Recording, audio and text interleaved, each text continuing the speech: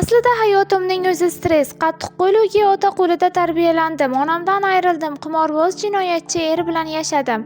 Undan keyin xiyonat va aldoqlar qurboni bo'ldim. Shuncha qiyinchiliklarni boshdan kechirdim. Kasallik nima bo'libdi deb o'zimni davolashga harakat qildim. Bir professorning tavsiyasi bilan o'tmishdagi barcha xafaliklarni unutdim. Odamlarni kechirdim va hech bir inson ruhan azoblanishiga arzimasligini tushundim, deydi Zarnigor G'aniyeva. Aktrisa sobiq turmush o'rtog'ini tuproqqa qo'ygani va ruhiy qiyinchiliklarga uchragani haqida gapirdi. Birinchi turmushimdan bitta o'g'lim bor. O'lgan inson haqida yomon gapirib bo'lmaydi, ammo u inson boshimga juda og'ir kunlarni solgan.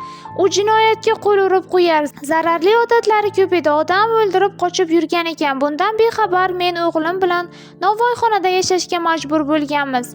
Ammo eng yomoni u qimorga men va o'g'limni tikib yutqazib qo'ygan.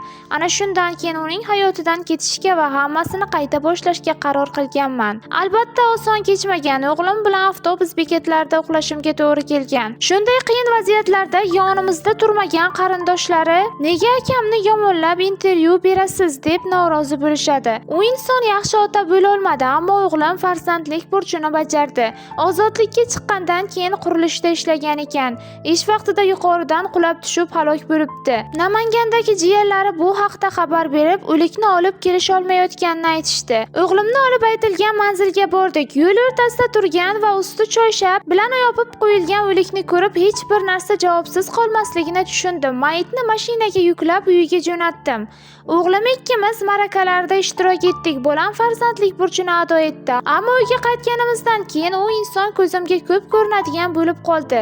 Eng yomoni kasallik tashxisi qo'yilgan vaqtda seni o'zim bilan olib ketaman, birga ketamiz degan gaplari eshitilardi. Devorga qarab kim bilandir gaplashayotganimni ko'rgan bolalarim qo'rqib ketgan. O'lik sizdan umidvor bo'lyapti deyishganidan keyin amallarni qildik, deydi aktrisa. Aktrisa intervyularning birida ajrashgandan afsuslanish haqida gapirgandan keyin sobiq turmush o'rtog'i yarashishni taklif qilganini aytdi. Ikkinchi marta oila qurganman. 3 farzandim dunyoga kelgan. Afsuski xiyonatlar sabab ajrashganman. O'ziga to'q inson bo'lgan, ammo xiyonat tufayli har kuni o'lib tirilgandek bo'lar edim. Ajrashib hammasidan qutulaman, boshqasi bilan turmush qurarman deb o'ylagandim. Afsuski mana 10 yildan beri yolg'izman va ayniqsa kasal paytimda ajrashganimdan qattiq afsuslanaman. Bolalarimning otasi meni qo'llab-quvvatladi, davolanishimga sababchi bo'ldi. Hayotda dilimdagini tilimga chiqaradigan ayol bo'lganim uchun hammasini ochiqchasiga tan olib chiqdim. Intervyuning parchalari ko'plab muhokamalarga sabab bo'ldi. Shundan keyin sobiq turmush o'rtog'im qo'ng'iroq qilib, "Haqiqatdan ham afsuslanyapsanmi, yarashamizmi?" dedi. "Yo'q, siz bilan yaxshi do'stmiz, hammasi shunday qolsin" dedim. Sababi u inson boshqa ayol bilan oila qurgan, chiroyli yashayapti.